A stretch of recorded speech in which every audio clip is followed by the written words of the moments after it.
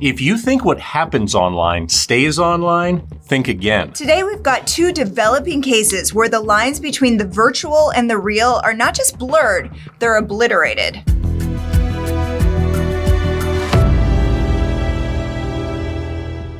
On one side, we've got a classic catfish tale with a twist no one saw coming. And on the other, a phishing scheme so cunning, it's got victims and police alike reeling. We're not just talking about hurt feelings or empty wallets here. We're talking real, in-your-face physical danger, lives turned upside down. And the scary part, it could happen to you. Has it happened to you?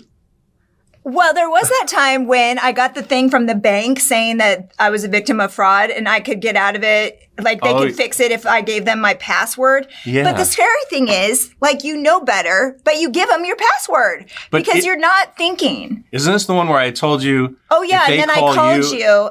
No, I called you and I was like, oh my God, did you fraud? Right. And she was yelling fraud. But then I said, wait, did they call you or did you call them? And you said they called you. Yeah, they called me. Right. And that's the trick. If they call you, I guess the thing. I don't know if there's fraud on the card. That's why it's fraud. No, I know. But if they call you, I think the deal is you're supposed to tell them that you'll call them back. Oh, yeah. That is anybody could just call you out of the blue and say you're. But then I was like, here's my password.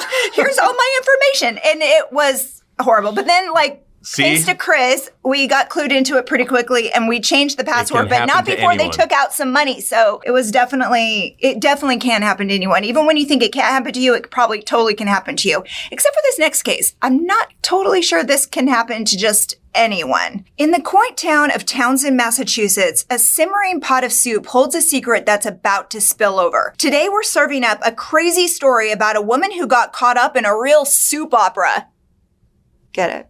Soup opera. Let's recap. Roxanne Doucette is your average Massachusetts wife and grandmother. She and her husband live in a nice home in the town of Townsend, Massachusetts. Then, at the tail end of 2023, her story takes a twist straight out of one of the daytime soaps she watches. Roxanne finds herself entangled in what she thinks is a romantic online love affair with Thorsten Kaye, one of the stars of The Bold and the Beautiful. Their messages read like lines straight out of the soap. You have to get rid of your husband, honey. I love you so much. After 45 years of marriage, Roxanne tells him she needs to do some thinking. But later that day, police say she came to a decision. Making an amazing soup, she allegedly writes. Special potion. He will be hungry when he gets back. Just enough for him. Less than 3 hours after that, 911 gets a call from the Doucette house. Paul's out cold. He's alive, but he's had better days. Roxanne tells EMTs he has a history of heart problems. But wait, it gets crazier. Later, she allegedly writes to Thorsten Kaye saying, hubby got back not feeling well. Maybe I can collect life insurance. The so-called soap opera star asks, honey, when will that be? She allegedly says, don't know. Our story takes a darker turn when Roxanne and Paul's daughter stumbles on these texts at her father's hospital bedside. Can you imagine? Her 73-year-old dad has just been rushed to the hospital, and what she finds on her mom's phone is, well, let's just say it's more than concerning. But as it turns out, things are not as they seem. Or rather, it's exactly what you'd expect.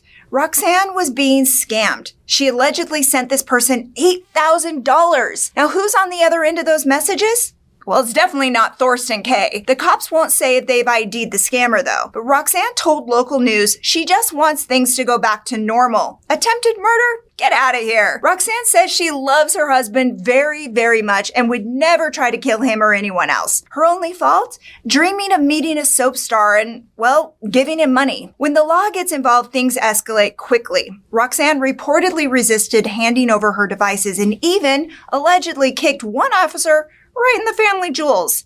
As far as the lethal soup goes, well, when Paul came to, his daughter asked him what he remembered before the hospital. He said Roxanne made him soup, but it wasn't very good. It tasted bitter. According to Roxanne, she's a wonderful cook. My son's gone to culinary school, she told a reporter. I learned from the best, my mom, and I did not try to poison my husband. Despite this, she's been ordered to keep her distance from Paul, an order she allegedly violated, leading to Roxanne's second arrest. This is a mystery that's still unfolding. As of now, the investigations are twofold. One for the alleged poisoning and attempted murder, and another for the possible scam. Honey, it never ceases to amaze me the things that people will fall for with these scams, these online scams. I mean, and honestly, after 45 years of marriage, even if this were true, would you just bail on your husband after all that time? Honey? Answer the question. No. I mean, it wasn't true, but I mean, I'm just saying, like, even if that were the case, people are just so quick, like, all right, forget it. I'm going with this person now. I mean, Thorsten Kaye, he's pretty good looking. Okay. But I wouldn't do that. I wouldn't either.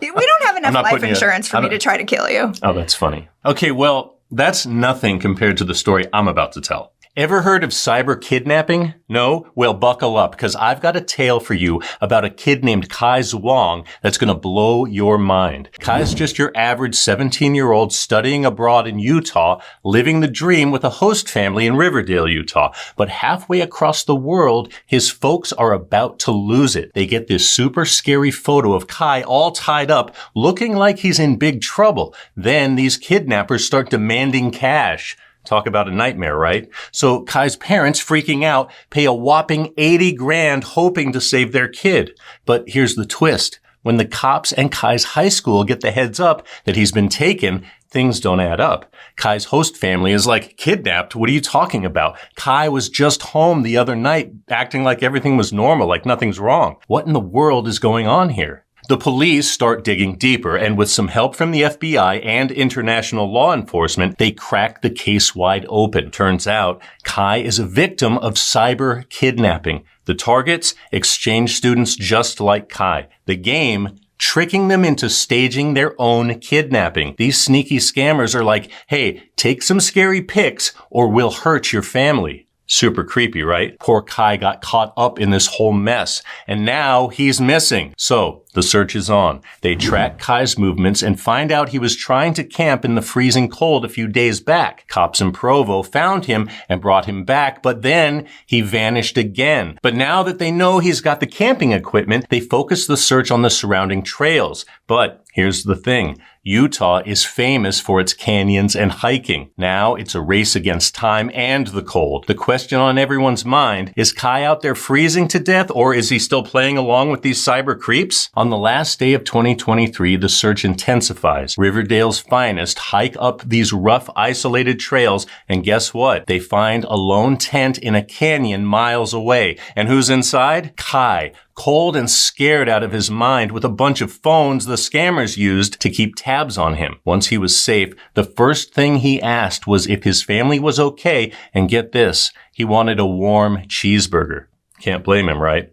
So there you have it, the crazy edge-of-your-seat story of Kai Zhuang, all orchestrated by some jerks behind a screen far, far away. It's wild, isn't it? Stay safe out there, folks, and keep an eye on those online strangers.